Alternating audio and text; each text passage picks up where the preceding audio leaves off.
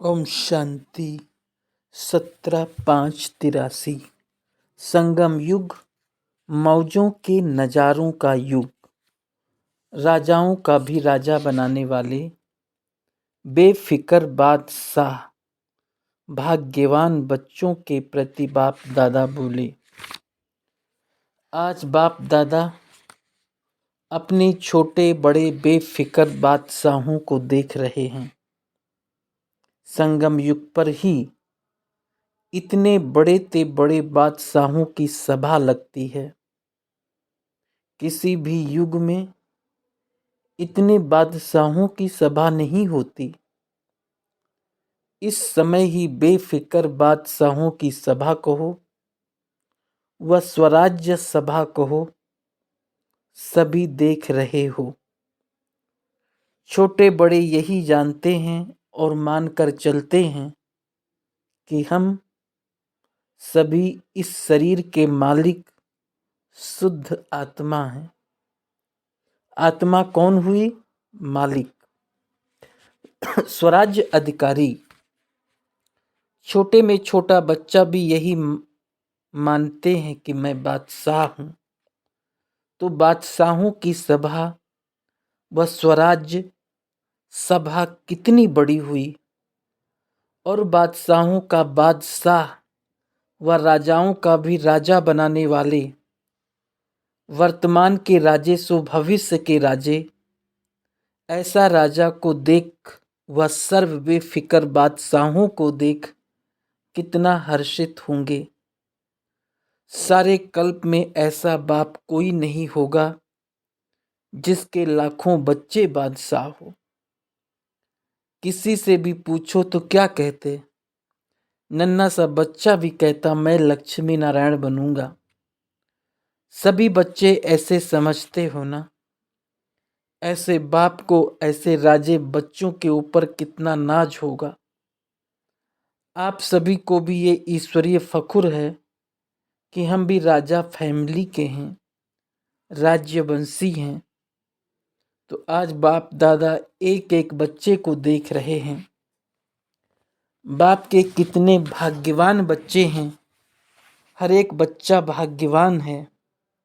साथ साथ समय का भी सहयोग है, क्योंकि ये संगम युग जितना छोटा युग है उतना ही विशेषताओं से भरा हुआ युग है।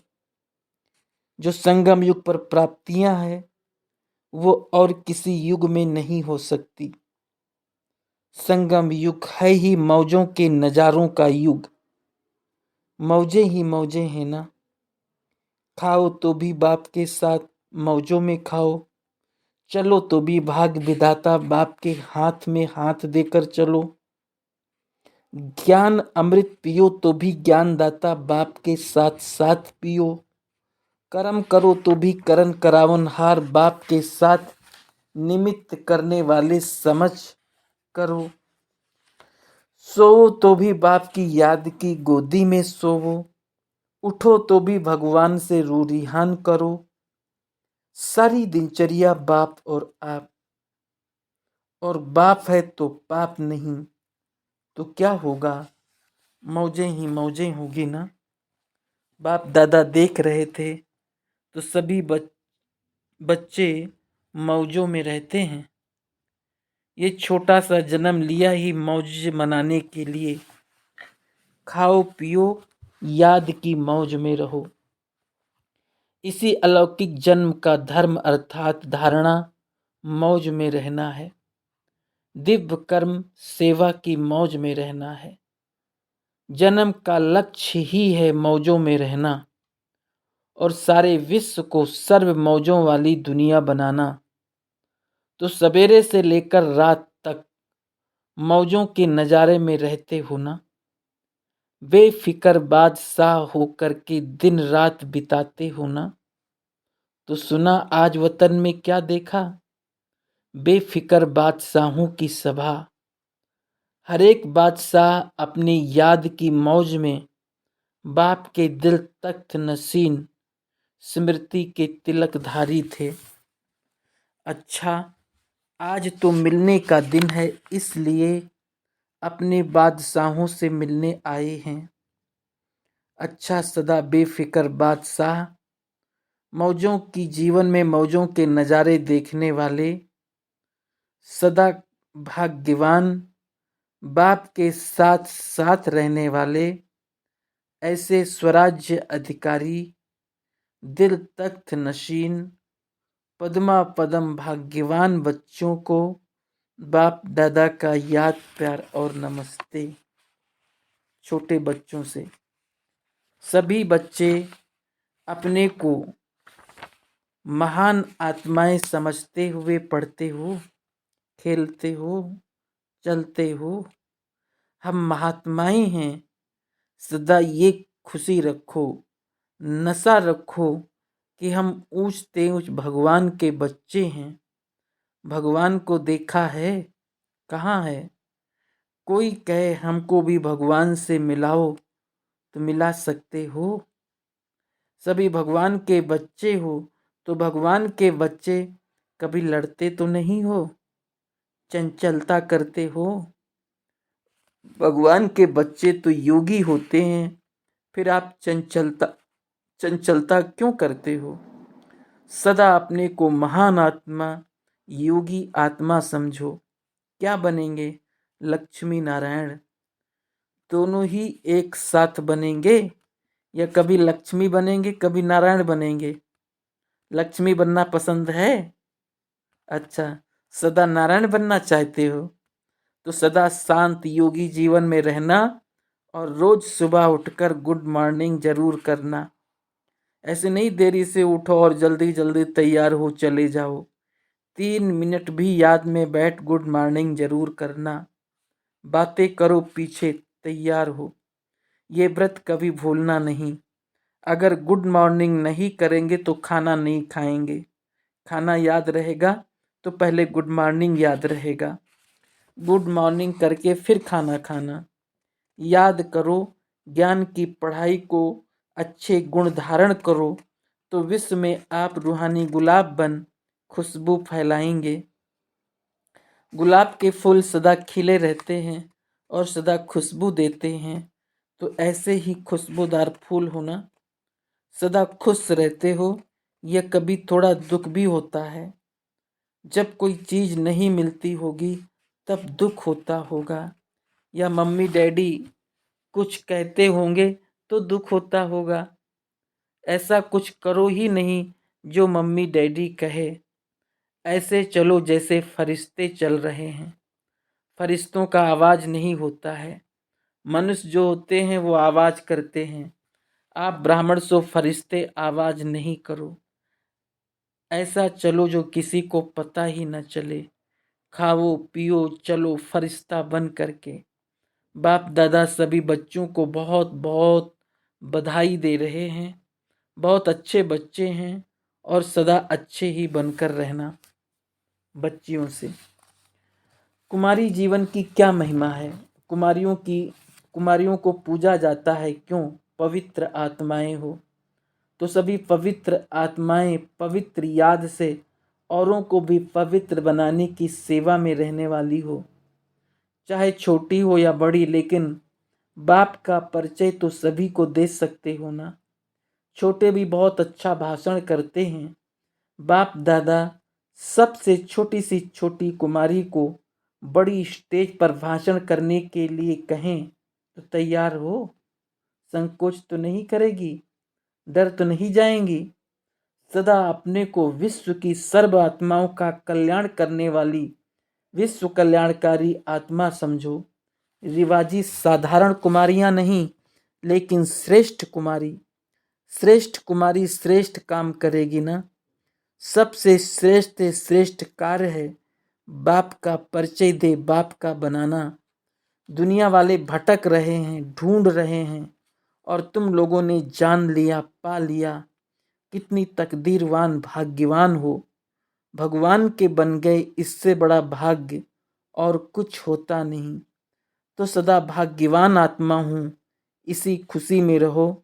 ये खुशी अगर गुम हुई तो फिर कभी रोएंगे, कभी चंचलता करेंगे। सदा आपस में भी प्यार से रहो और लौकिक माता पिता के कहने पर आज्ञाकारी रहो। लौकिक माता पिता के भी आज्ञाकारी रहो। पारलौकिक बाप की सदा याद में रहो, तभी श्रेष्ठ कुमारियां बन सकेंगी। तो सदा अपने को श्रेष्ठ कुमारी, पूज्य कुमारी समझो। मंदिरों में जो शक्तियों की पूजा होती है वही होना। एक एक कुमारी बहुत बड़ा कार्य कर सकती है, विश्व परिवर्तन के निमित्त बन सकती हो। बाप दादा ने विश्व परिवर्तन का कार्य बच्चों को दिया है, तो सदा बाप और सेवा की याद में रहो। विश्व परिवर्तन करने की सेवा के पहले अपना परिवर्तन करो। जो पहले की जीवन थी उसे बिल्कुल बदल कर बस श्रेष्ठ आत्मा हूँ, पवित्र आत्मा हूँ, महान आत्मा हूँ, भाग्यवान आत्मा हूँ, इसी याद में रहो। ये याद स्कूल या कॉलेज में जाकर भूलती तो नहीं है, संग का रंग तो नहीं लगता है, कभी खाने पीने की तरफ आकर्षण तो नहीं जाती, थोड़ा बिस्कुट या आइसक्रीम खा लें ऐसी इच्छा तो नहीं होती। सदैव याद में रहकर बनाया हुआ भोजन, ब्रह्मा भोजन खाने वाली ऐसे पक्के देखना, वहां जाकर संग में नहीं आ जाना। कुमारियां जितना भाग्य बनाने चाहो बना सकती हो। छोटेपन से लेकर सेवा के शौक में रहो। पढ़ाई भी पढ़ो और पढ़ाना भी सीखो। छोटेपन में होशियार हो जाएंगे तो बड़े होकर चारों ओर की सेवा के निमित्त बन जाएंगे। स्थापना के समय भी छोटे छोटे थे, वो अब कितनी सेवा कर रहे हैं। आप लोग उनसे भी होशियार बनना। कल की तकदीर हो, कल भारत स्वर्ग बन जाएगा तो कल की तकदीर आप हो। कोई भी आपको देखे तो अनुभव करे कि ये साधारण नहीं, विशेष कुमारियां हैं। वो पढ़ाई पढ़ते भी मन की लगन ज्ञान की पढ़ाई में रहनी चाहिए। पढ़ने के बाद भी क्या लक्ष्य है? श्रेष्ठ आत्मा बन श्रेष्ठ कार्य करने का है। नौकरी की टोकरी उठाने की तो बात नहीं है ना। अगर कोई कारण होता है तो वो दूसरी बात है। माँ बाप के पास कमाई का दूसरा कोई साधन नहीं है तो वो हुई मजबूरी। लेकिन अपना वर्तमान और भविष्य सदा याद रखो। काम में क्या आएगा? ये ज्ञान की पढ़ाई ही 21 जन्म काम आएगी। इसलिए निमित्त मात्र अगर लौकिक कार्य करना भी पड़ता है तो भी मन की लगन बाप और सेवा में रहे। तो सभी राइट हैंड्स बनना, लेफ्ट हैंड नहीं। अगर इतने सब राइट हैंड हो जाएं तो विनाश हुआ कि हुआ। इतनी शक्तियां विजय का झंडा लेकर आ जाएं तो रावण राज्य का समय समाप्त हो जाए। जब ब्रह्मा कुमारी बनना है तो फिर डिग्री क्या करेंगी? ये तो निमित्त मात्र, जनरल नॉलेज से बुद्धि विशाल बने उसके लिए पढ़ाई पढ़ी जाती है, मन की लगन से नहीं। ऐसे नहीं बाकी एक साल में ये डिग्री लें, फिर दूसरे साल में ये डिग्री लें, ऐसे करते करते काल आ जाए तो। इसलिए जो निमित्त हैं उनसे राय लेते रहो, आगे पढ़ें या ना पढ़ें। कई हैं जो पढ़ाई की शौक में अपना वर्तमान और भविष्य छोड़ देती हैं, धोखा खा लेती हैं। अपने जीवन का फैसला स्वयं को करना है। माँ बाप कहे नहीं, स्वयं जज बनो।